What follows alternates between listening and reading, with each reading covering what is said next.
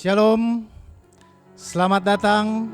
Kita berjumpa lagi bagi para pemirsa yang mau dan ingin sekali untuk belajar kebenaran firman Tuhan. Bertemu lagi dalam seri pengajaran firman Tuhan dalam Yayasan Imamat Rajani di House of Restoration for All Nations, Rumah Pemulihan Segala Bangsa, Desa Kembe 1, Kabupaten Minahasa, Sulawesi Utara. Bapak Ibu Saudara yang kekasih di dalam Tuhan, mari kita akan buka firman Tuhan sama-sama. Kita akan persiapkan. Saya ambil di dalam kitab Lukas 12 ayat 54 sampai ayat yang ke-56. Lembaga Alkitab Indonesia memberi judul Menilai Zaman. Ayat 54 berkata, Yesus berkata pula kepada orang banyak, apabila kamu melihat awan naik di sebelah barat, segera kamu berkata, akan datang hujan, dan hal itu memang terjadi. Dan apabila kamu melihat angin selatan bertiup, kamu berkata, hari akan panas terik, dan hal itu memang terjadi. Hai orang-orang munafik, rupa bumi dan langit kamu tahu menilainya. Mengapakah kamu tidak dapat menilai zaman ini?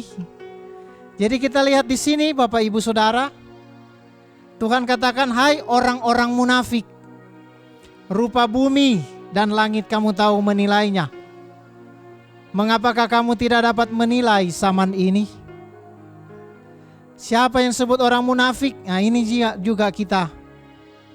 Banyak hal pengetahuan yang kita tahu, tetapi pemahaman pengertian akan Tuhan kita nggak tahu. Mengejar pengetahuan, mengejar ilmu tentang Tuhan, tetapi sayangnya kekurangan pengertian akan Tuhan. Yang Tuhan cari bukan quantity of knowledge, tetapi quality of understanding. Bukan banyaknya pengetahuan, tetapi bagaimana kita mengerti, memahami yang Tuhan maksud kepada kita. Kita harus bisa menilai zaman ini. Tuhan sendiri menyatakan anak manusia pun dalam Matius 24 ayat 36.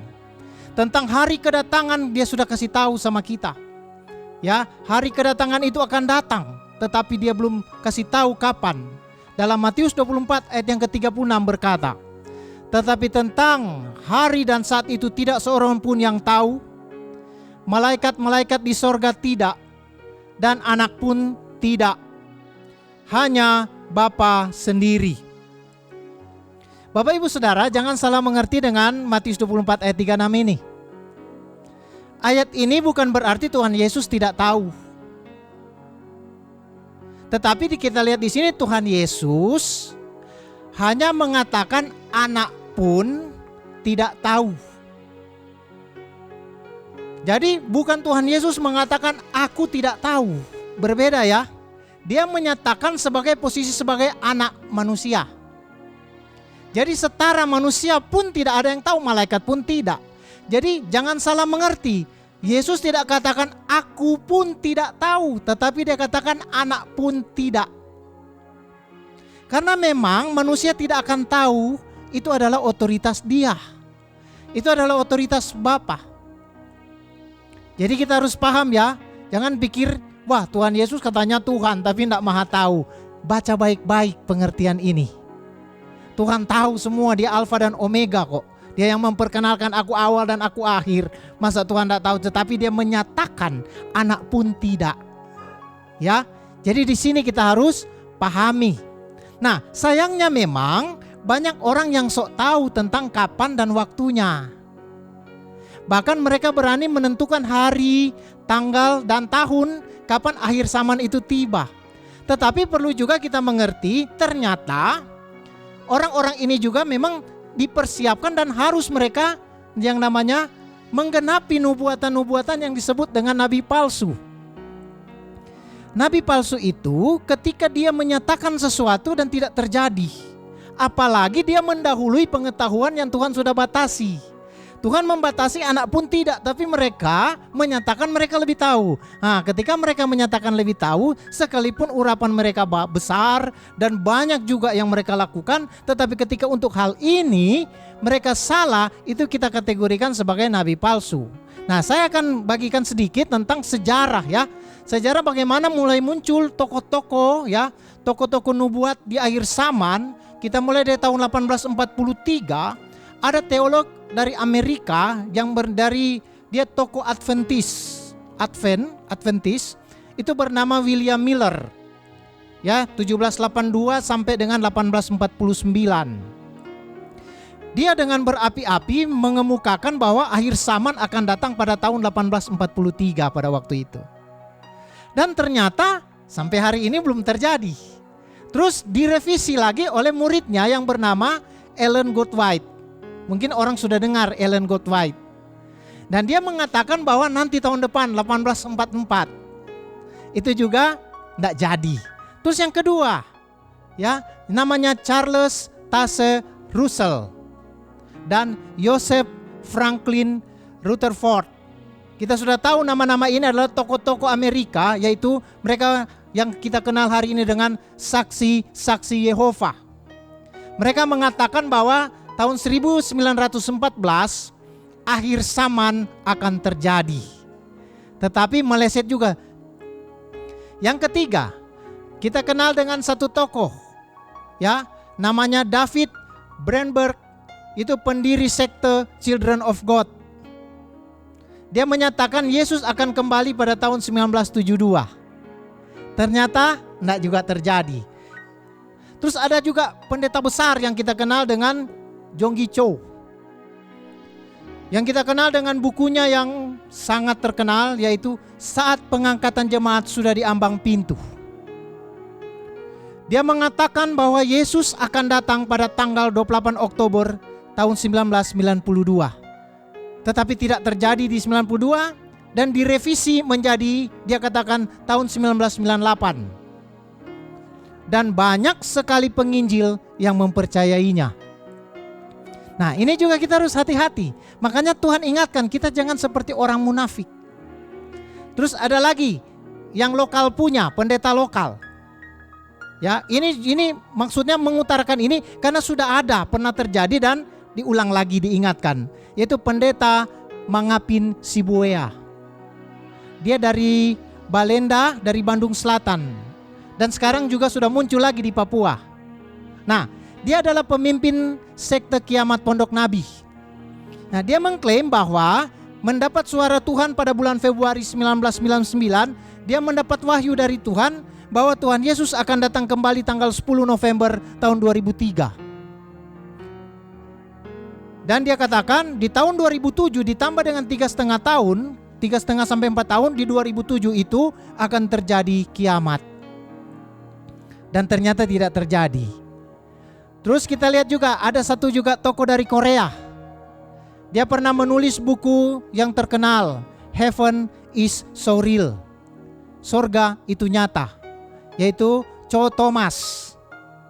Nah, di dalam websitenya dia menulis, ya, dalam websitenya dia menulis bahwa dia menubuatkan tahun 2007 akan pasti terjadi rapture. Tetapi tidak terjadi. Tetapi meskipun meleset sampai hari ini, dia masih percaya diri untuk meluncurkan nubuat-nubuat lainnya. Tetapi masih banyak juga yang ikut. Dan banyak lagi yang lain. Kita kenal juga Michael Drosnin. Mungkin kalau seumur saya, Bapak Ibu, ya, pernah dengar penulis buku The Bible Code? Ya kan? Tahun 1997 dia terbitkan itu, yang mana grafik-grafik itu kode-kode di dalam Alkitab. Bukunya di dalam Alkitab katanya Musa menulis sandi-sandi yang menyebut bahwa ada juga tentang hari kiamat di situ. Dan dia menyatakan bahwa tahun 2006 akan terjadi perang dunia ketiga. Itu sudah di Bible Code ditulis itu di bukunya. Atau dia katakan juga akan terjadi perang Armageddon pada tahun 2012. Dan itu adalah akhir, itu adalah kiamat. Dan kita kenal orang ini menjadi orang yang kaya raya. Karena apa? Karena bukunya yang terjual. Walaupun ya tidak terjadi. Dan sampai hari ini pun masih ada seri bukunya yang masih juga diminati. Ini yang perlu diingatkan. Jangan sampai kita lupa. Dan yang terakhir yang heboh tahun 2012 itu dikatakan di kalender suku Maya. Pernah ingat? Menyatakan dunia ini akan berakhir tanggal 21 Desember 2012. Tetapi itu semua tidak terjadi. Maksud saya di sini Bapak Ibu Saudara, pegang firman Tuhan. Apa yang Yesus katakan anak pun artinya manusia. Anak manusia pun yang dia samakan dengan kita sebagai manusia tidak pasti tahu. Jadi tidak ada orang yang melebihi itu. Jadi jangan sampai kita ya terlena.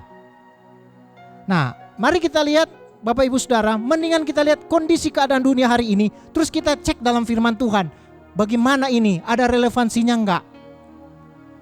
Kita tahu agenda Perserikatan Bangsa-Bangsa PBB, dia mengagendakan tahun 2030 untuk menjadikan one world atau dunia ini akan jadi satu.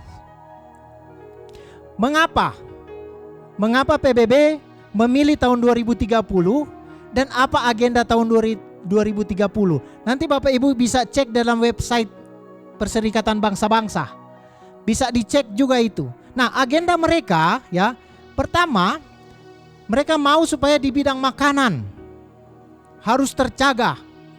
Terus apa? Bidang kesehatan, bidang pendidikan, terus gender, bidang energi, bidang pekerjaan, bidang tanah dan laut. Itu mereka agendakan. Mengagendakan ini adalah seluruh aspek kehidupan daripada manusia. Nah, agenda 2030 ini mereka punya slogan, katanya jangan tinggalkan siapapun. Artinya seluruh negara di dunia harus menyatu.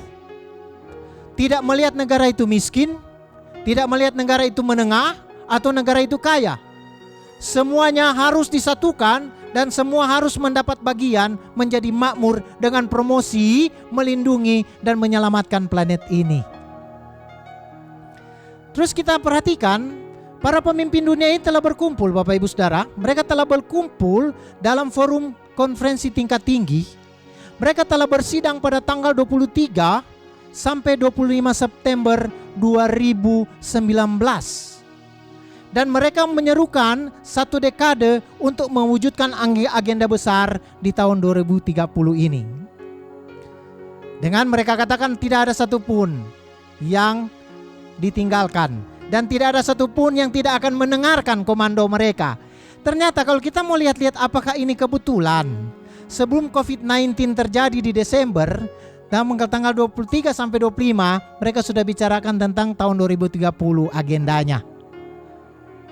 Sehingga apa? Ini adalah pertama untuk komando satu dunia, setiap orang harus pakai masker.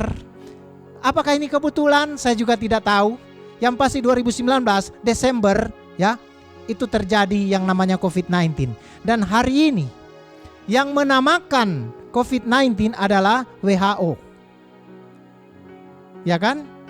Coronavirus disease. Mereka yang namakan itu. Dan semua dunia mengakui tidak ada nama lain. Hanya COVID-19 yang dikenal di seluruh dunia. Dan semua orang harus pakai masker, semua orang harus divaksin, semua orang harus mengikuti protokol. Itu satu komando. Seluruh dunia mengikuti itu. Ini adalah training untuk apa? Mulai berpikir cara kita yang baru. Mulai ada yang mulai kontrol dari satu tempat. Ini mungkin agenda-agenda awal-awal. Tetapi ini bukan hari kiamat, bukan. Tetapi mulai dibiasakan kita untuk mengikuti satu aturan nanti. Karena mereka mempunyai agenda one world.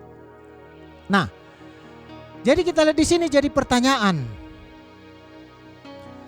Mengapa tahun 2003 ini begitu sangat penting bagi mereka?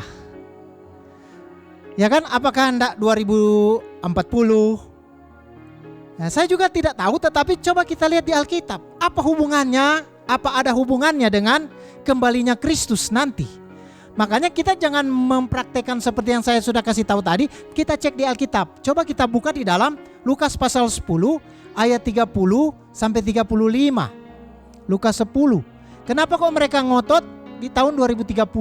Coba kita lihat ya.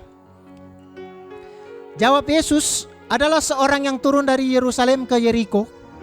Ia jatuh ke tangan penyamun-penyamun yang bukan saja merampoknya habis-habisan, tetapi juga memukulnya, dan yang sesudah itu pergi meninggalkannya setengah mati. Ayat 31, kebetulan ada seorang imam turun melalui jalan itu. Ia melihat orang itu, tetapi ia melewatinya dari seberang jalan. 32, demikian juga seorang Lewi datang ke tempat itu. Ketika ia melihat orang itu, ia melewatinya dari seberang jalan.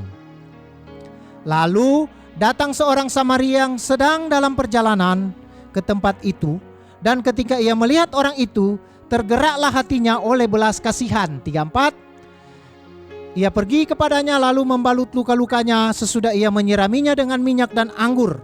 Kemudian ia menaikkan orang itu ke atas keledai tunggangannya sendiri, lalu membawanya ke tempat penginapan dan merawatnya. Keesokan harinya, ia menyerahkan 2 dinar kepada pemilik penginapan itu. Katanya, rawatlah dia, dan jika kau belanjakan lebih dari ini, aku akan menggantinya waktu aku kembali. Jadi apa maksudnya dengan agenda? Kita lihat dulu ya. Kalau kita lihat, pria yang dirampok dan dipukuli dan dibiarkan sampai setengah mati, saya menafsirkan bahwa itu mewakili kita orang berdosa. Kita dipukuli, kita dibiarkan setengah mati. Bahkan kalau tidak ditolong sampai mati. Ya, oleh siapa? Dipukuli oleh siapa? Oleh setan dan dosa.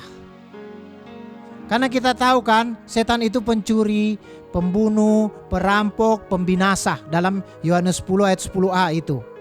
Nah, terus yang kedua kita lihat ada seorang Lewi dan seorang imam yang lewat. Mereka tidak membantunya. Saya menafsirkan ya, seorang Lewi dan seorang imam itu melambangkan hukum yang tidak bisa menyelamatkan kita dari kematian dan dosa. Pada waktu itu tidak ada orang yang bisa selamat pada waktu hukum Taurat. Orang melakukan hukum Taurat tidak bisa selamat. Imam Lewi juga membawa persembahan korban untuk apa? Cuma menghapus dosa 1 tahun, mengampuni dosa setiap tahun. Tetapi yang ketiga kita perhatikan, seorang Samaria datang membantu pria itu. Membawanya ke tempat penginapan dan memberikannya 2 dinar untuk apa? Untuk tinggal di penginapan. Dan mengatakan, rawatlah dia, dan jika kau belanjakan lebih dari ini, aku akan menggantinya waktu aku kembali. Penginapan saya pikir, ya saya menafsirkan bahwa melambangkan kerajaan dan gereja Tuhan di bumi. Di mana tempat Tuhan Yesus mengumpulkan umatnya untuk saling menjaga, saling menguatkan. Sekarang jadi pertanyaan, bagaimana dengan 2 dinar yang diberikan oleh orang Samaria yang baik hati itu? Dan mengapa 2 dinar?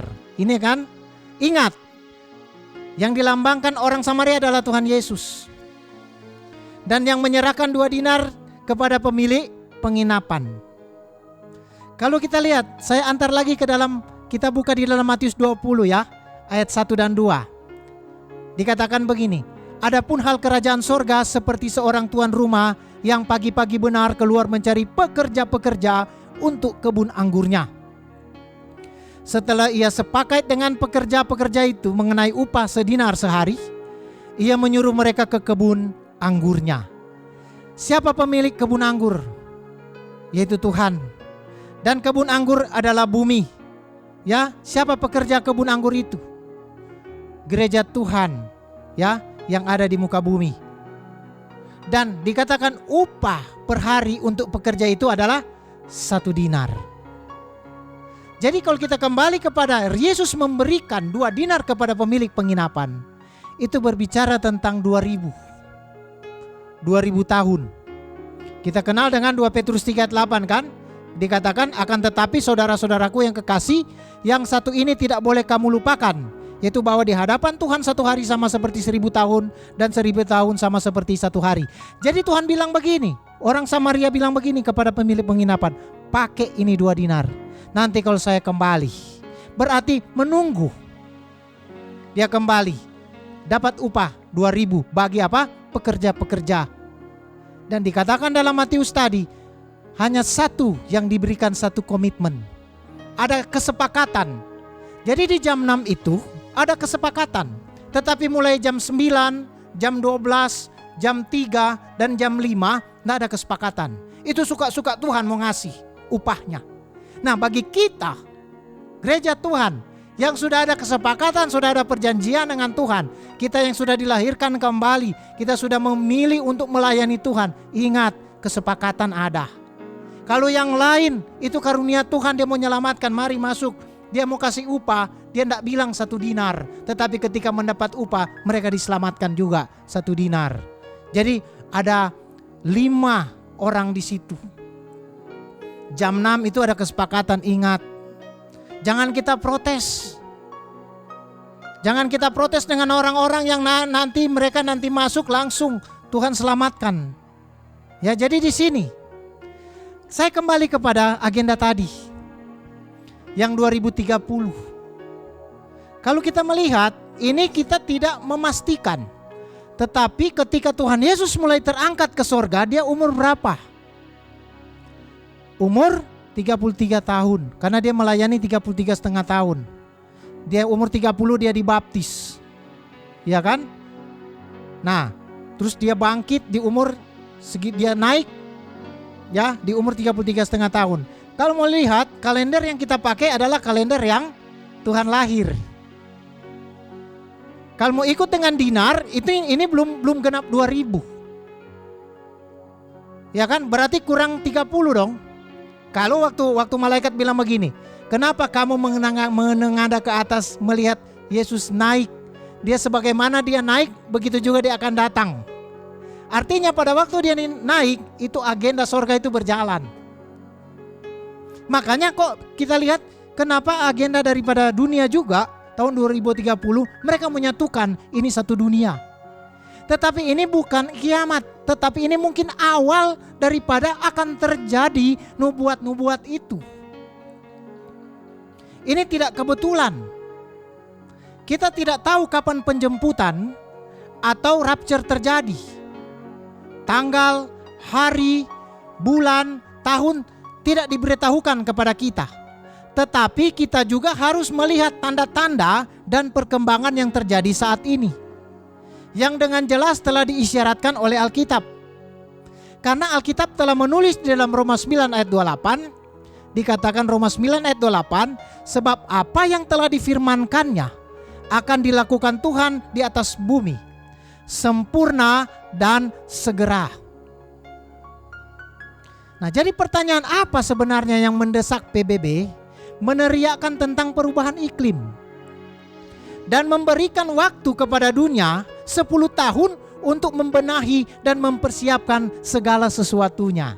Ini yang harus kita cermati, bukan kita tentukan tanggal, tetapi kita mulai beradaptasi dengan keadaan dunia saat ini. Kalau tidak cocok dengan kita, pegang firman Tuhan. Kalau sudah mulai menentang firman, jangan pegang. Tetapi agenda Tuhan itu harus terjadi. Nabi palsu pasti sudah terjadi. Yang saya tadi utarakan di depan. Maksud saya di sini Bapak Ibu Saudara, kita tidak cukup dengan hanya duduk di gereja dan akan membuat kita menjadi aman. Ingat, kebanyakan gereja telah menjadi bagian dari Babel yang jatuh hari-hari ini. Agama apapun tidak bisa menyelamatkan kita. Merek gereja tidak bisa menyelamatkan kita. Jadi kita harus tahu, kita tidak ada menggantung kepada seorang pun untuk dapat menyelamatkan kita.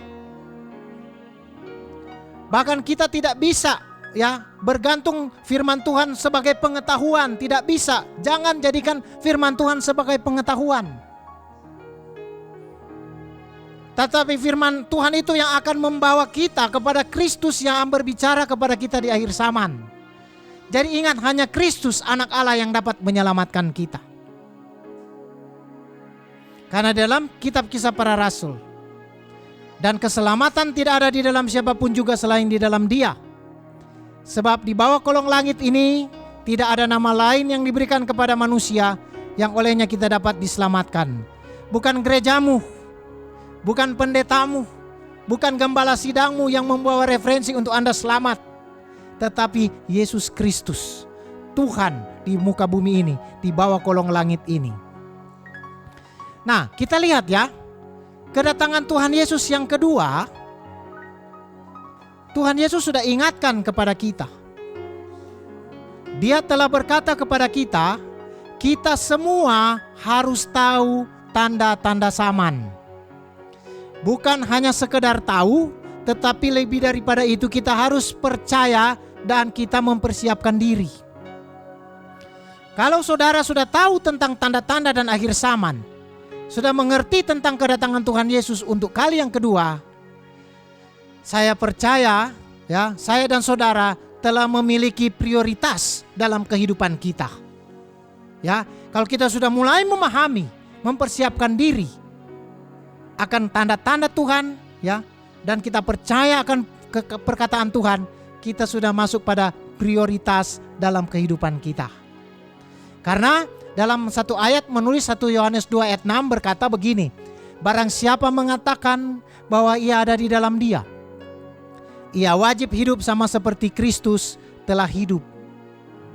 Jadi maksudnya di sini, Kristus telah hidup. Dan Kristus telah memberitahukan tanda-tanda. Kita pun harus tahu sebagaimana Kristus hidup. Kita harus juga seperti Kristus hidup mengerti. Di dalam Matius pasal 24 dan 25, itu kita kenal dengan ya khotbah Tuhan Yesus tentang akhir zaman. Jadi Tuhan Yesus tahu tentang tanda-tanda kedatangan anak manusia, tentang dirinya sebagai Tuhan. Dan akhir daripada segala zaman Tuhan Yesus tahu. Karena itu kalau Tuhan Yesus tahu, maka saudara dan saya juga harus tahu, sebab kita wajib hidup sama seperti Kristus telah hidup. Tetapi jangan kita lebih tahu. Mari kita lihat sama-sama tanda-tanda akhir zaman seperti apa. Apakah ini sedang terjadi? Apakah ini belum terjadi? Atau sementara atau sudah terjadi? Kita lihat. Yang tadi saya utarakan, nabi-nabi palsu. Mesias-mesias palsu akan muncul dan menyesatkan banyak orang. Dan berapa banyak nabi-nabi palsu yang sudah muncul. Dan itu yang kita kenal, orang-orang yang penuh pengurapan. Ternyata ketika mereka menentukan tanggal dan tahun dan hari, nggak terjadi, itu palsu. Nah, ini yang terjadi. Terus yang kedua, terjadi deru perang. Deru perang atau kabar tentang peperangan. Bangsa melawan bangsa, kerajaan melawan kerajaan dalam Matius 24 ayat 6 dan 7a. Saudara, kalau kita mau mengharapkan perang fisik hari ini, itu sedikit. Yang kemarin baru terjadi adalah Israel dan Palestina. Itu fisik. Tetapi yang kita harus lihat itu perang dagang. Perang dagang terjadi hari ini. Bangsa melawan bangsa terjadi, kerajaan melawan kerajaan, dagang. Perang kekuatan, ya. Kekuatan apa? Di dalam militer pertahanan. Itu mereka perang-perang ide. Perang apa? Meluncurkan senjata dan lain-lain. Ini juga terjadi peperangan dan akan terjadi kepada satu waktu yang namanya perang Armageddon. Tetapi kita lihat dulu di sini. Tetapi akhirnya apa? Ada satu yang akan mengendalikan, yaitu PBB. Yang kita tahu nanti ada dipimpin oleh seorang antikristus. Terus kita lihat yang ketiga, kelaparan dan gempa bumi. Itu pasti terjadi. Karena apa? Di agenda tadi mereka sudah mempersiapkan yang namanya makanan, tanah, air, laut. Dan yang keempat, anak-anak Tuhan disiksa, dibunuh, dibenci semua bangsa oleh karena nama Yesus. Dan yang kelima, Tuhan ingatkan, banyak yang murtad. Banyak saling menyerahkan dan saling apa? Membenci. Itu di Matius 24 itu ayat 10. Dan yang keenam apa? Kedurhakaan makin bertambah. Artinya apa? Dosa makin bertambah, maka kasih kebanyakan orang akan menjadi dingin. No, kalau kasih sudah dingin itu bahaya. Nanti saya akan bahas di akhir penutup ini, kasih ini. Bagaimana orang-orang bergereja, tetapi kasihnya udah gak ada. Dan yang ketujuh yang penting Tuhan ingatkan, Matius 24 ayat 14 katakan, Injil kerajaan akan diberitakan ke seluruh dunia, menjadi kesaksian bagi semua bangsa. Saudara, saya bawa lagi ajak kepada Perserikatan Bangsa-Bangsa. Sudah terdaftar ya, ternyata di semua bangsa, di semua negara, Injil sudah diberitakan. Memang bukan semua orang di bangsa itu sudah menjadi percaya, tetapi Injil sudah diberitakan dan sedang terus dikerjakan sampai kepada suku-suku bangsa di dunia. Jadi tidak lama lagi akan selesai. Kalau kita melihat semua tanda-tanda ini, apakah kita setuju jika berkata bahwa kedatangan Tuhan sudah sangat-sangat mendesak, sudah sangat-sangat dekat? Dan ingat, ada tanda-tanda lain lagi yang Tuhan kasih tahu sama kita. Mungkin saudara sudah lupa, pernah diingatkan, tetapi materi-materi begini kan jarang kita bahas di gereja. Mungkin membosankan, tetapi ingat, hal yang kedua yang Tuhan mau datang, Tuhan ingatkan. Terjadi pemulihan segala sesuatu harus terjadi. Karena dalam Kisah Para Rasul 3 ayat 21 berkata, Kristus itu harus tinggal di sorga sampai waktu pemulihan segala sesuatu. Seperti yang difirmankan Allah dengan perantaraan nabi-nabinya yang kudus di zaman dahulu. Sekarang Tuhan Yesus ada di sorga.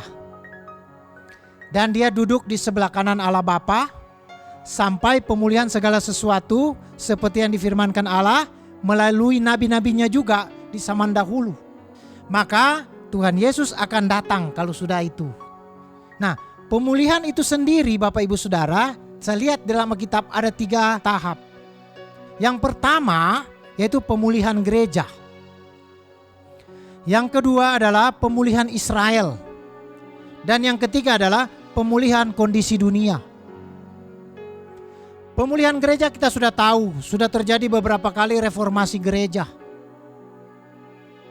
Dan kita tahu ya, Tuhan akan mengembalikan gereja mula-mula seperti pada gereja Kisah Para Rasul. Dan gereja hari ini adalah kita, baitnya. Mulai Tuhan pisahkan, dan dari tempat ini sudah pernah diajarkan bagaimana orang-orang, mana yang beribadah kepada Tuhan dan mana yang tidak beribadah kepada Tuhan. Mana yang menyembah Tuhan dan mana yang tidak. Tuhan mulai pisahkan dari antara kita, bukan di luar kita. Dan disinilah pemulihan gereja itu mulai terjadi. Tuhan akan bawa kita kepada gereja mula-mula ya, dengan ya identik dengan apa? Profetik dan apostolik. Gereja yang penuh pengurapan. Gereja yang berbicara tentang visi dan misi Tuhan ke depan seperti apa. Ini yang Tuhan mau pulihkan. Dan sekarang sedang terjadi. Di antara kita, gereja Tuhan ada lalang, ada gandum.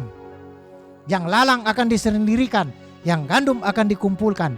Mana yang kambing dan mana yang domba ada di tengah-tengah kita. Itu terjadi ya pemulihan. Jadi jangan kaget kalau di antara kita ada yang tidak serius, akan tertinggal. Dan yang kedua akan dipulihkan oleh Tuhan, yaitu pemulihan Israel. Pemulihan mulai ya terjadi pada tahun 1948 kita tahu, di mana Israel resmi menjadi sebuah negara. Dari situlah mereka dikumpulkan dan pemulihan ini masih terus terjadi. Pemulihan artinya dikembalikan kepada keadaan yang semula dan yang lebih baik. Berarti sudah pernah, tetapi mau dikembalikan dan pasti akan lebih baik.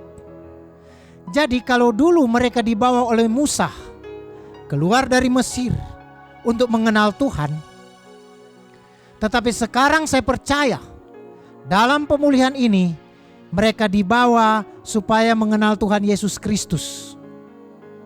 Dan ini masih terus dalam proses.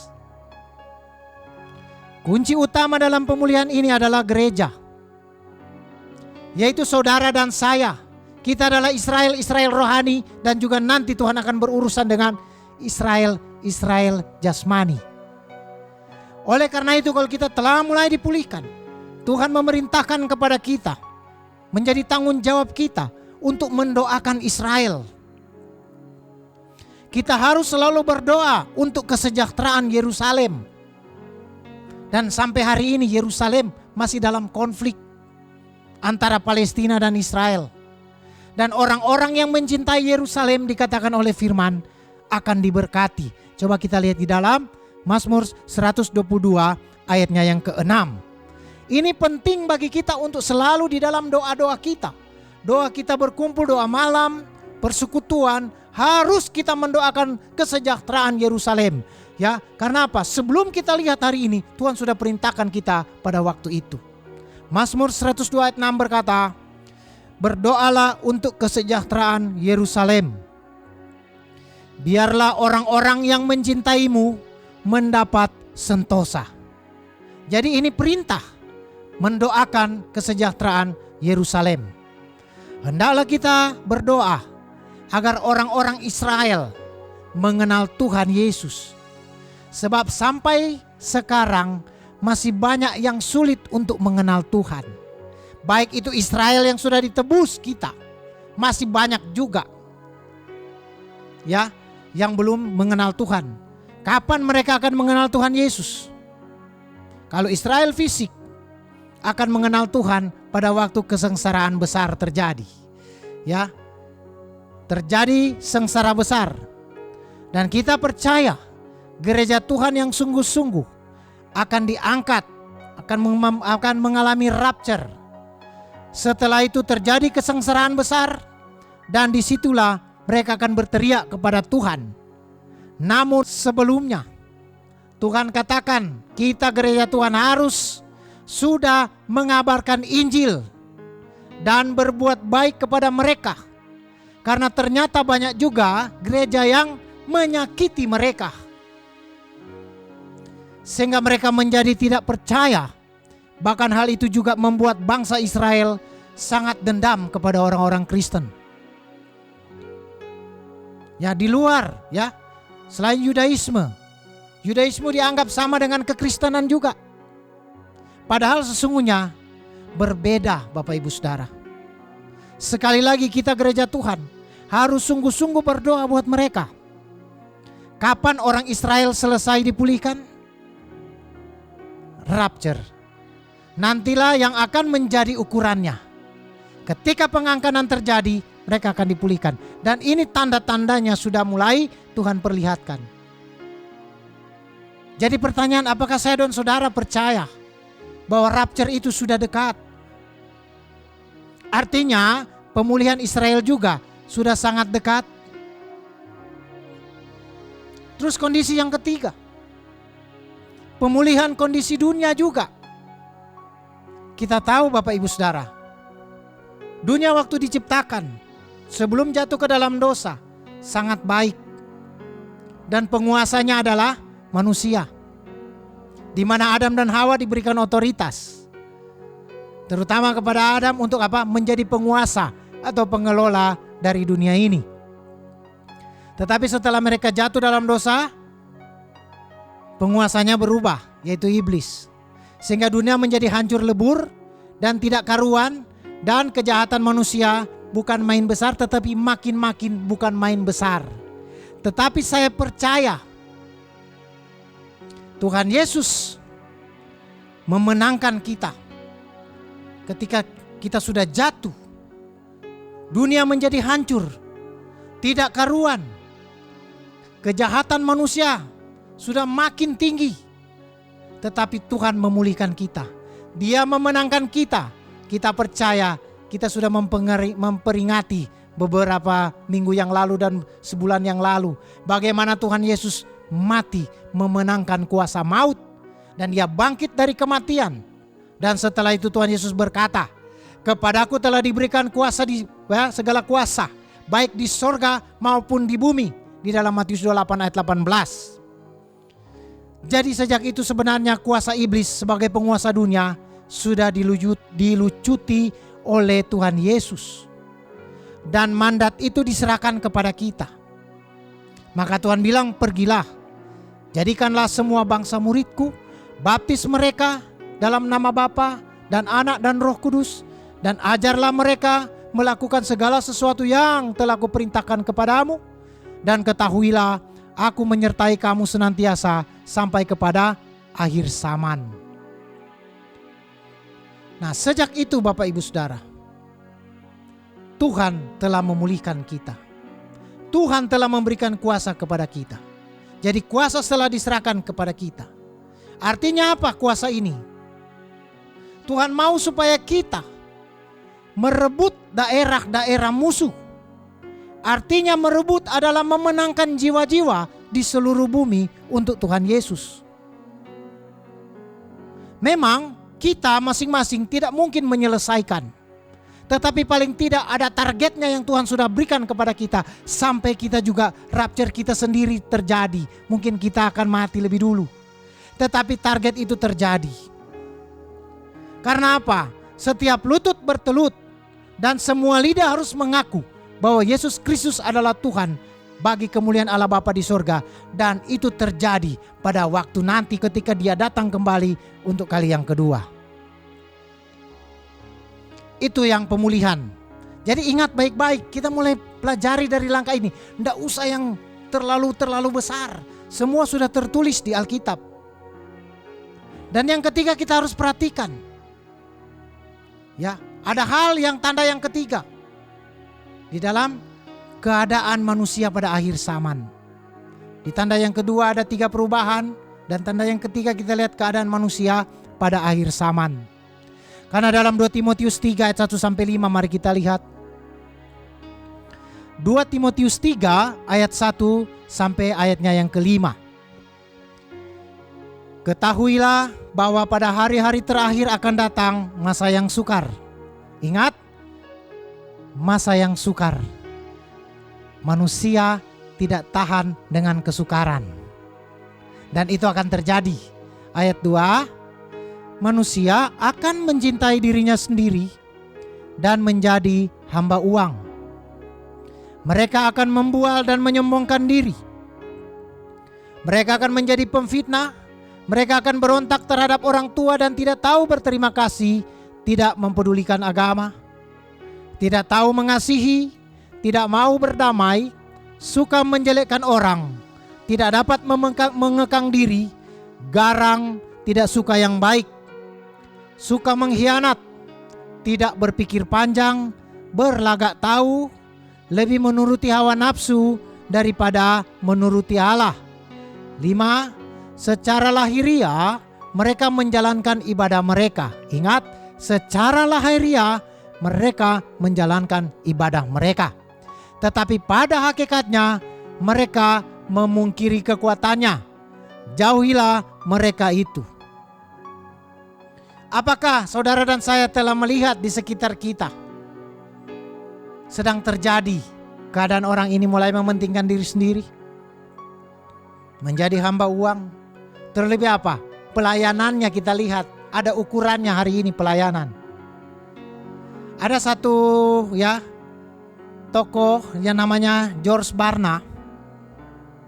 Dia adalah presiden dari The Barna Research Group Limited, yaitu satu badan riset di Amerika yang menyatakan melalui satu penelitian yang komprehensif tahun 1997, mereka telah membandingkan keyakinan, sikap, nilai-nilai, dan tingkah laku orang percaya dan orang yang tidak percaya. Mereka mulai menilai, membandingkan. Mereka mencoba meriset apa kayak orang-orang keyakinan, orang yang percaya Tuhan Yesus, murid-murid Yesus.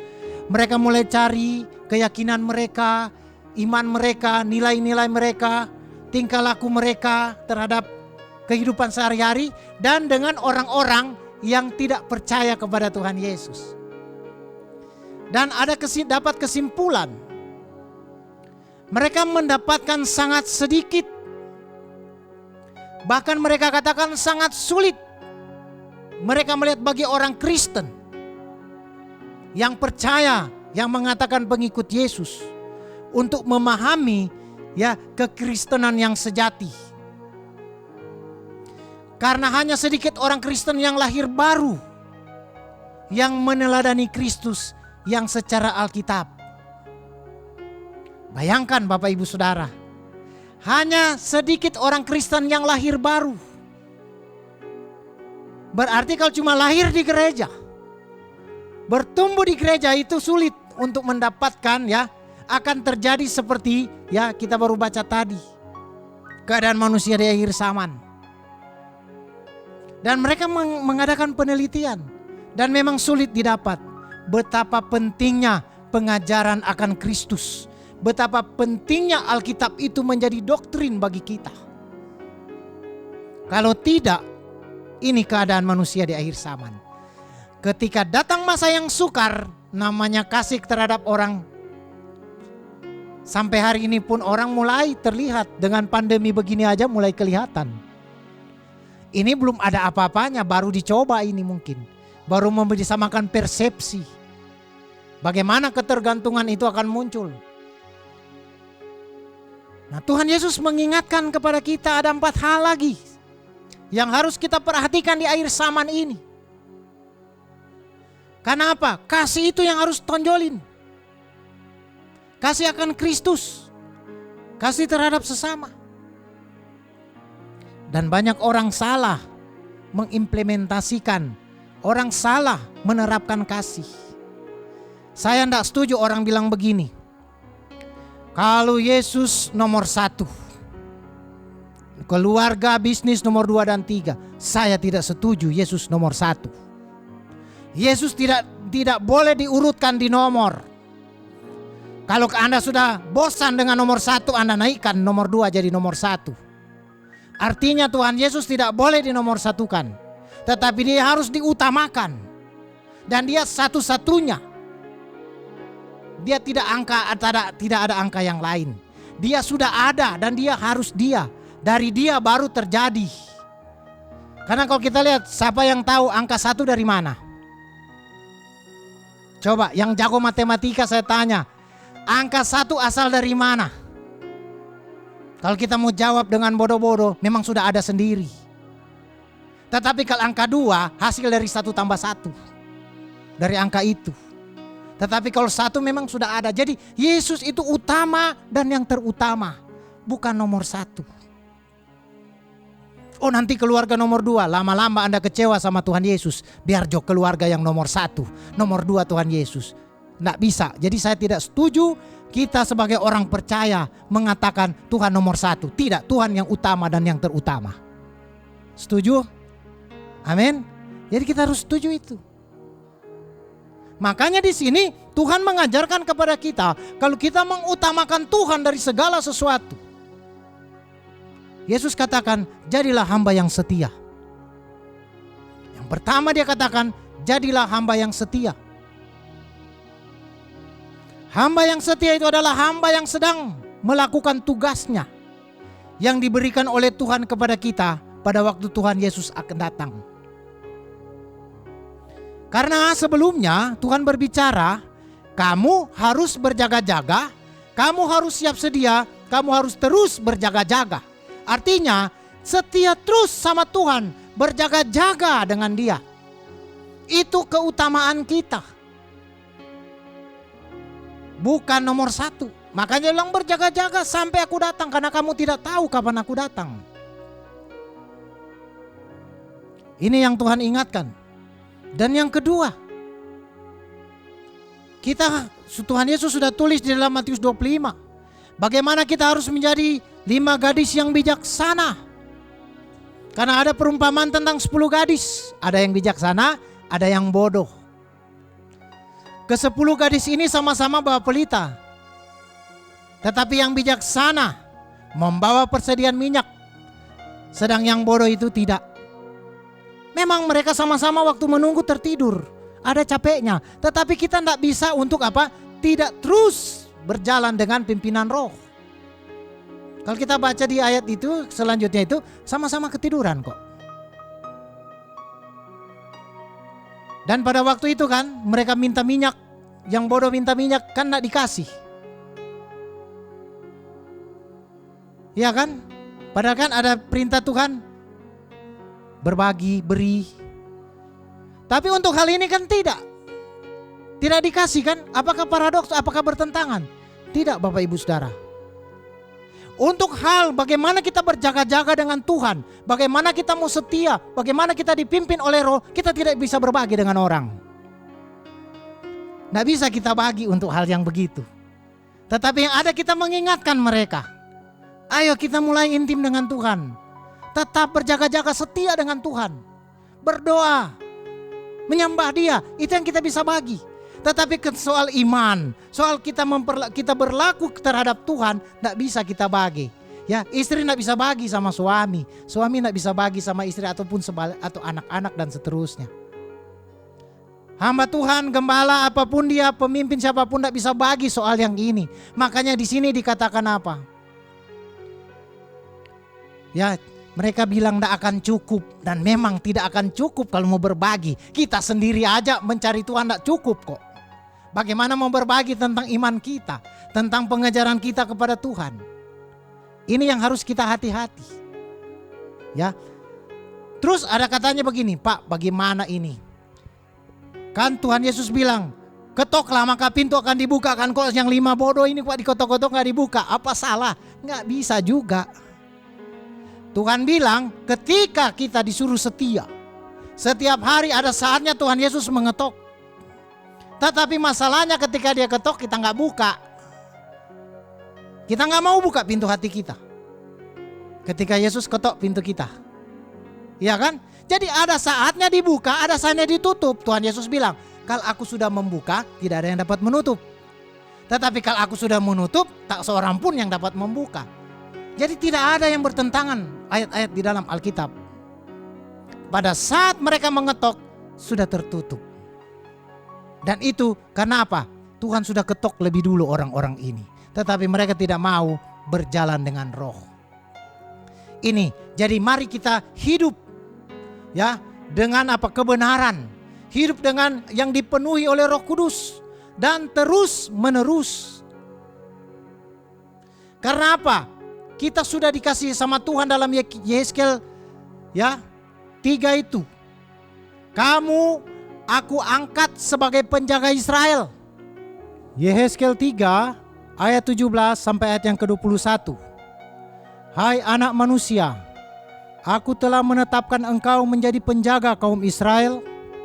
Bila mana engkau mendengarkan suatu firman daripadaku, peringatkanlah mereka atas namaku. Kalau aku berfirman kepada orang jahat, engkau pasti dihukum mati, dan engkau tidak memperingatkan dia, atau tidak berkata apa-apa untuk memperingatkan orang jahat itu dari hidupnya yang jahat, supaya ia tetap hidup, orang jahat itu akan mati dalam kesalahannya, tetapi aku akan menuntut pertanggungan jawab atas nyawanya daripadamu. Tetapi jikalau engkau memperingatkan orang jahat itu, dan ia tidak berbalik dari kejahatannya, dan dari hidupnya yang jahat, ia akan mati dalam kesalahannya, tetapi engkau telah menyelamatkan nyawamu. Jikalau seorang yang benar berbalik dari kebenarannya, dan ia berbuat curang, dan aku meletakkan batu sandungan di hadapannya, ia akan mati. Oleh karena engkau tidak memperingatkan dia, ia akan mati dalam dosanya, dan perbuatan-perbuatan kebenaran yang dikerjakannya tidak akan diingat-ingat. Tetapi aku akan menuntut pertanggungan jawab atas nyawanya daripadamu. Tetapi jikalau engkau memperingatkan orang yang benar itu supaya ia jangan berbuat dosa, dan memang tidak berbuat dosa, ia akan tetap hidup, sebab ia mau menerima peringatan, dan engkau telah menyelamatkan nyawamu. Tuhan katakan, aku angkat sebagai penjaga Israel. Kalau kamu tidak ngomong yang benar, maka nyawa orang itu akan tanggungkan ke atas kamu. Artinya, kita juga sudah mengetuk, Yesus sudah mengetuk lewat mulut kita berbicara kepada banyak orang. Mungkin dari tempat ini sudah sering telepon diingatkan, ayo, sudah jauh. Sering Tuhan ingatkan, ayo dimimpikan atau diingatkan apapun. Cepat kalau sudah mulai diingatkan, Roh Tuhan sedang mengetok. Aku mengetok pintu. Barang siapa membukakan bagiku, aku akan masuk, kata Tuhan. Tetapi kalau Anda nggak mau dengar, Anda kembali mengetok, tetap juga akan sama, tidak akan dibukakan. Jadi ingat baik-baik Bapak Ibu Saudara. Ini yang Tuhan ingatkan kepada kita. Masalah ketok mengetok ini penting sekali bagi kita di akhir zaman ini. Jadi Yeskiel 3:17 kita ya bagi orang-orang kalau sudah juga ditaruh, ingatkan tidak usah peduli dengan perasaan mereka. Mau tersinggung terserah. Lebih baik ketabrak sama firman. Tahu-tahu mati dagingnya, kan begitu. Daripada mau takut tersinggung. Dan yang ketiga, Tuhan mengatakan jadilah hamba yang melipat gandakan talenta. Ya, talenta itu berbicara tentang kemampuan. Talenta berbicara tentang waktu. Talenta berbicara tentang sumber daya yang termasuk juga keuangan. Termasuk juga kesempatan yang diberikan kepada kita untuk melayani Tuhan selama kita masih ada di dunia ini. Jadi pertanyaan, apakah saudara mau melipatkan talenta? Melipat gandakan talenta? Kalau dijawab mau, bagaimana caranya? Ya caranya layanilah Tuhan. Dengan cara-cara waktu, uang, apapun yang sudah ada. Kadang-kadang talenta itu juga ya, kita juga bisa samakan dengan Tuhan kasih kuk. Pikulah kuk yang kupasang dan belajarlah kepadaku. Itu juga termasuk kuk. Kalau Tuhan kasih kesempatan kita diberkati, itu kuk untuk melayani Tuhan.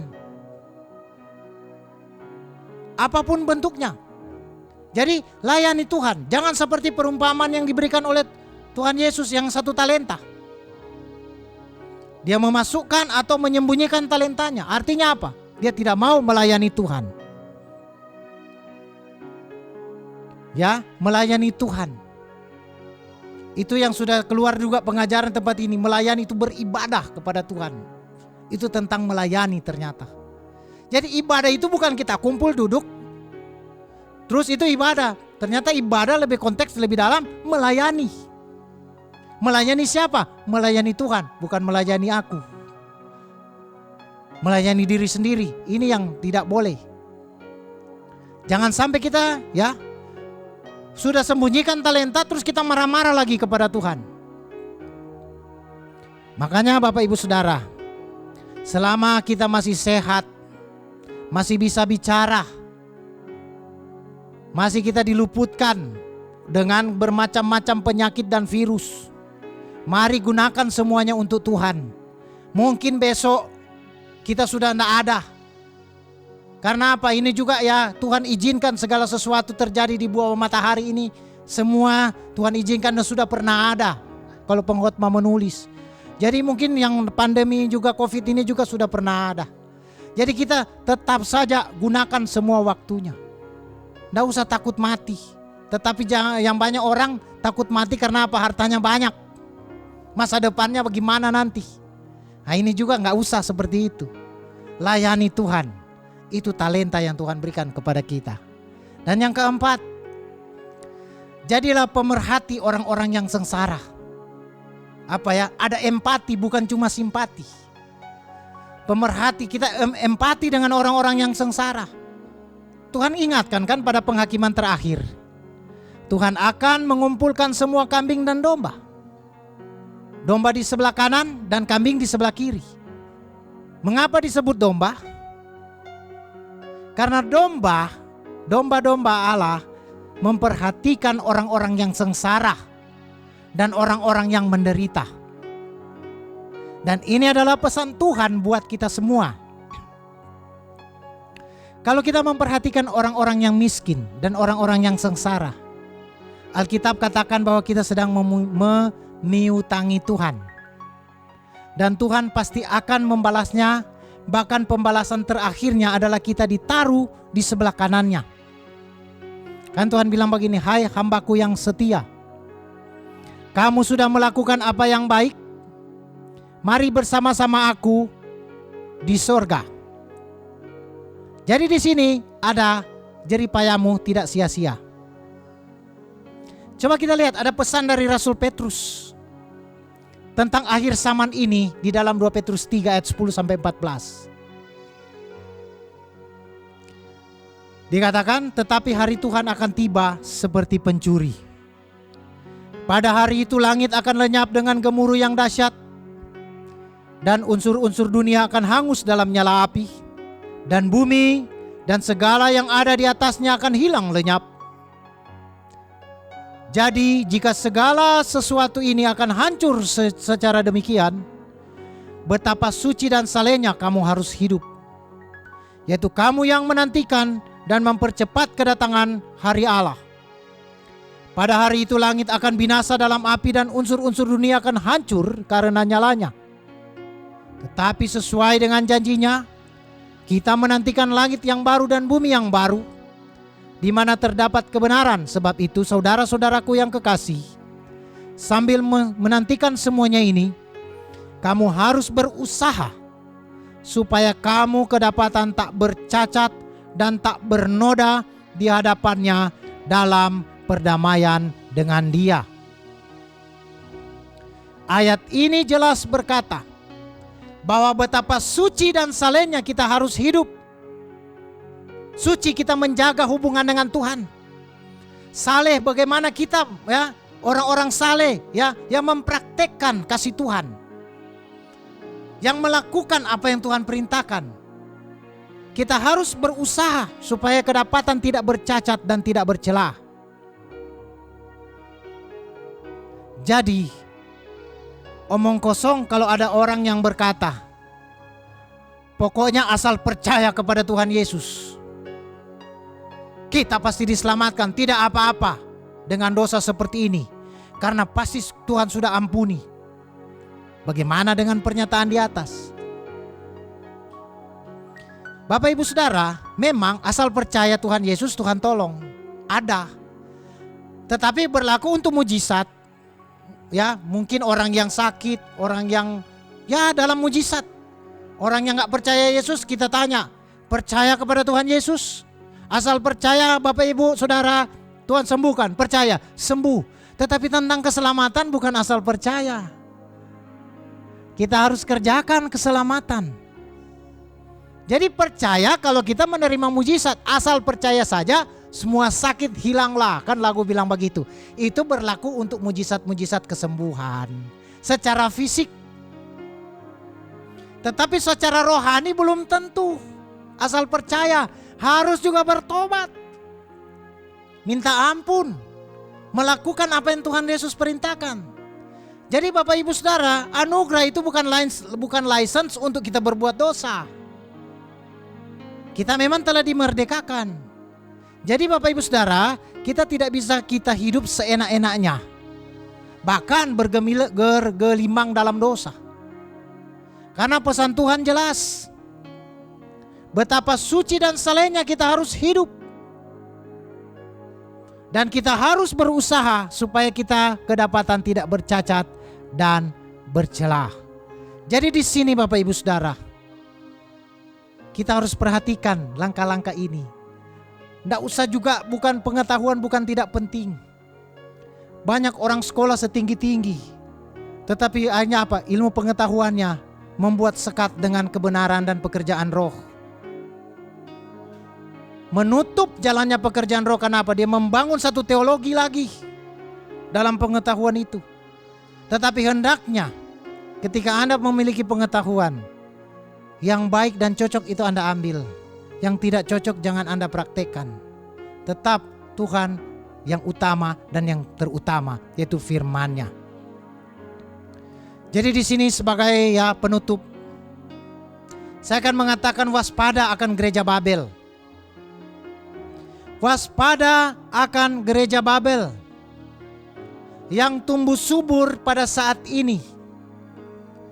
Kita melihat ada yang istilahnya gereja yang dia hanya menitik beratkan kepada legalisme. Dia memandang Tuhan dari satu sudut. Dia mengatakan ya, untuk mendapatkan janji-janji berkat, saudara harus hidup kudus. Jadi dia legalisme ini, Dia mengatakan bahwa harus kudus. Tidak salah. Ketika Anda kudus, ya, Anda akan mendapatkan janji-janji Tuhan. Janji berkat. Tetapi kita perhatikan di balik ini. Gereja yang legalisme ini. Ditakut-takutin orang jadi takut. Jadi aturan itu. Pokoknya kudus, takut. Tetapi mereka itu kudus itu bukan sesuatu yang harus kita menjadi takut. Sehingga orang melakukan terpaksa. Akhirnya apa? Kalau tidak dapat berkat dia mau kembali jadi tidak kudus. Karena ada janji untuk kudus, untuk jadi dapat berkat, ada kekudusan harus dijaga. Nah, ketika orang mulai kudus, berkat dia kejar. Bapak Ibu Saudara, secara tidak langsung gereja ini telah mendidik orang ini menjadi tamak. Disuruh bertobat, dosa-dosa zina, ya, mencuri, membunuh dan lain-lain, dia tobat. Disuruh memberi, ya harus kudus, dia memberi, semua dia lakukan. Akhirnya karakter dia mulai terbentuk seperti orang ini, orang apa? Yang berdoa. Dia berdoa pada Tuhan, aku bersyukur kepadamu, aku tidak begini. Dia melakukan kekudusan loh. Aku tidak begini, aku tidak begitu, aku tidak berzina, aku menjalankan ini semua. Tetapi aku bersyukur tidak sama seperti orang berdosa di samping saya. Itu dalam hati dia berdoa begitu. Dan gereja Tuhan mengajarkan legalisme ini. Mengajarkan juga demikian bertobat secara fisik. Jangan sentuh ini, jangan sentuh itu.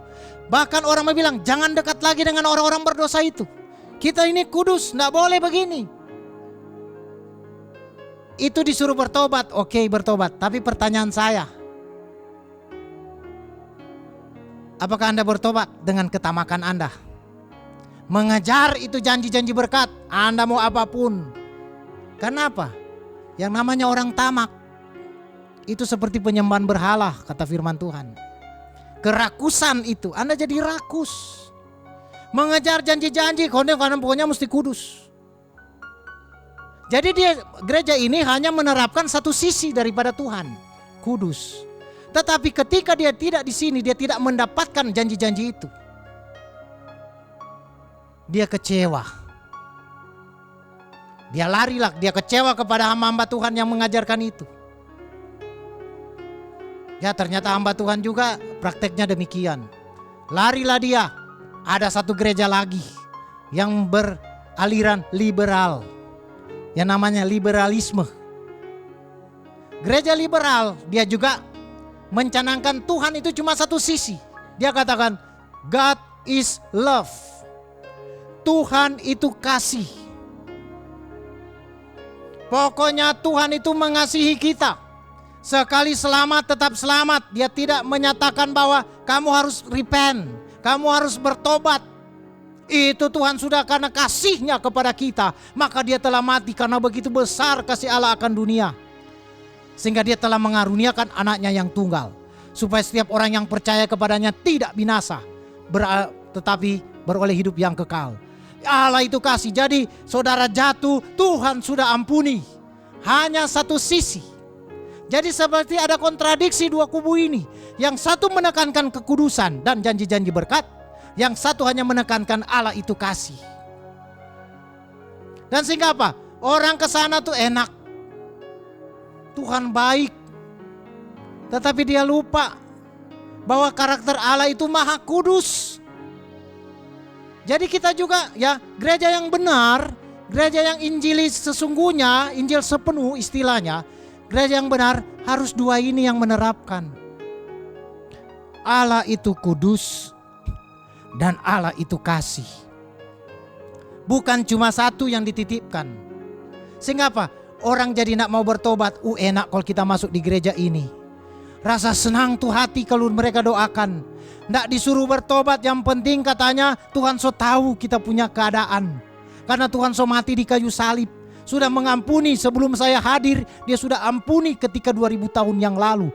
Banyak seperti itu. Nah, di sini Bapak Ibu Saudara, apakah kita ada di mana hari ini? Adakah kita di gereja yang mengajarkan kekudusan dan kasih? Atau cuma salah satu? Tetapi saya lebih melihat banyak orang pergi kepada legalisme. Karena berbicara tentang yang namanya kekudusan dan janji Allah. Tetapi mereka tidak bertobat dalam kesombongan rohani. Mereka tidak bertobat dalam keserakan dan ketamaan. Mengejar berkat-berkat Tuhan, paksa-paksa sama Tuhan. Ada satu waktu saya berdoa, Tuhan kumpul beberapa orang. Terus dinubuatkan mereka satu-satu. Tuhan bilang, kalau kamu bertobat, hidup kudus di hadapan Allah, dan kamu mau menerima kasih Tuhan, kamu mengasihi sesamamu, kamu mengasihi Tuhan terlebih, maka Tuhan mengatakan kepadamu, minta maka kamu akan diberikan kepadamu. Cari maka kamu akan mendapat, dan ketok maka pintu akan dibukakan kepadamu. Masing-masing dapat semua sesuai dengan ayat masing-masing. Ada satu keluarga katakan, Pak, saya malu sama Tuhan. Kenapa? Soalnya kan saya belum berbuat apa-apa sama Tuhan. Masa saya mau terima berkat? Dia orientasinya dia harus melakukan sesuatu dulu yang baik, yang kudus. Baru dong bisa dapat. Saya bilang begini, itulah kamu. Kamu pikir kalau kamu sudah melakukan banyak hal untuk Tuhan, baru kamu bilang, Tuhan bargaining kita. Mari baku buka di meja. Saya sudah buat begini, Tuhan harus buat begini sama saya. Jadi kalau saya buat begini, saya minta Tuhan harus kasih begini. Dia pikirkan pemikiran seperti itu. Tetapi yang saya maksud di sini, bagaimana tuh Allah itu kasih dan Allah itu kudus. Saya katakan, kalau Anda punya pemikiran Anda berbuat dulu, baru Tuhan memberkati, itu Anda akan buka-buka dengan Tuhan catatan. Kita so baking ini, kita so baking itu. Saya sudah buat ini, saya sudah buat itu. Maka Anda punya legalitas untuk mengatakan Tuhan harus melakukan apa yang saya minta. Ini yang seringkali kita harus ingat. Tetapi kalau kasih Dia datang kepada kita untuk kita hidup kudus, lakukan karena perintah itu adalah kudus. Jadi jangan kita mengukur dengan keadaan. Maksud saya di sini kudus adalah perintah. Setiap firman, manusia hidup bukan dari roti, tetapi dari firman yang keluar dari mulut Allah. Ya, ketika firman keluar, yang kudus keluar, kita hidup. Jadi jangan Anda pikir, aduh saya mau buat ini. Itulah yang terjadi di legalisme. Merasa dia sudah hidup kudus, merasa dia sudah melakukan banyak hal. Dia bilang, Pak Tuhan, pokoknya kalau saya mau minta ini pasti dong Tuhan kasih. Itu janji Tuhan atau janji daripada hamba Tuhan. Hamba Tuhan bukan Tuhan. Perkataan hamba Tuhan juga bukan selalu itu firman Tuhan. Itu bukan Injil. Dan juga bagi orang-orang yang ada di liberalis, di gereja liberal, yang hanya mementingkan Tuhan itu kasih, segera keluar dari situ. Kasih Tuhan itu juga mukul kita. Kasih Tuhan juga bisa jewer kita. Kasih Tuhan mendidik kita. Supaya karakter-karakter Mesir harus keluar. Karakter-karakter masa lalu harus dikeluarkan kepada kita. Jadi bertobat Bapak Ibu Saudara, kedatangan Tuhan sudah sangat-sangat dekat. Dan kita mulai lihat tanda-tanda zaman. Mungkin kalau kita umur panjang, kita lihat apa yang akan terjadi sesudah 2030. Apakah agenda-agenda ini akan berjalan secepat itu? Karena memang kita lihat Israel pun akan diserang, sudah melihat. Negara-negara orang-orang mulai benci dia. Dan salah satunya tanda juga, ketika Israel mulai diserang oleh negara-negara yang bersekutu untuk melawan Israel, itu juga sudah bagian dari nubuatan Tuhan. Dan ketika juga sudah mulai diukur semua, sudah mulai bait Allah mulai diukur. Dan kita lihat pembangunan bait Allah yang ketiga juga, itu juga bagian dari tanda-tanda akan diakhiri zaman anugerah ini, yang disebut dengan akhir zaman. Akhir zaman adalah mengakhiri zaman anugerah dan memasuki zaman 1000 tahun. Jadi di sini mari kita investasikan hidup kita, umur kita untuk Tuhan. Demikian firman Tuhan. Terpujilah Tuhan Yesus Kristus kekal selama-lamanya. Saya akan berdoa bagi Bapak Ibu Saudara, semoga firman Tuhan ini bisa menjadi kekuatan dalam hidup kita dan menuntun kita ketika kita menghadapi yang namanya hari-hari pencobaan ini. Mari kita berdoa. Di dalam nama Bapa dan Putra dan Roh Kudus, dalam nama Tuhan Yesus, kami mengucap syukur Tuhan, Engkau datang mengingatkan kami. Kami harus Tuhan selalu sadar dan tahu untuk menilai zaman-zaman ini Tuhan, karena kami hidup di zaman ini Tuhan. Biarlah kami mengerti dan keanugerah Tuhan yang memberikan kekuatan kepada kami oleh kuasa Roh Kudus-Mu. Terima kasih Tuhan, memberkati hamba-hamba-Mu, anak-anak-Mu, dimanapun mereka berada saat ini, yang mendengarkan kebenaran ini. Tuhan, biarlah Tuhan yang membuka pengertian mereka, membuka apa yang menjadi rahasia Tuhan bagi mereka masing-masing sesuai dengan pencarian mereka dan kerinduan mereka. Terima kasih Bapa, berkat Tuhan mengalir atas kami semua, dan bagi Yayasan Imamat Rajani juga selalu dipakai Tuhan secara penuh untuk memberitakan firman Tuhan sampai ke ujung-ujung bumi. Terima kasih Bapa, terima kasih Tuhan Yesus, dan saatnya saudaraku, terimalah berkat Tuhan. Kasih karunia dan damai sejahtera dari Allah Bapa kita, dari Tuhan Yesus Kristus, dan persekutuan dengan Roh Kudus menyertai kita. Immanuel selalu bersama-sama dengan kita ketika kita melakukan persis apa yang dikatakan oleh firman Tuhan pada saat ini. Maka engkau bukan turun tetapi naik, engkau bukan menjadi ekor tetapi menjadi kepala, dan engkau selalu diberkati, dilindungi, dan selalu dijaga oleh Tuhan Yesus. Terimalah berkat Tuhan di dalam nama Bapa, Putra, dan Roh Kudus, dalam nama Tuhan Yesus Kristus. Haleluya. Amin.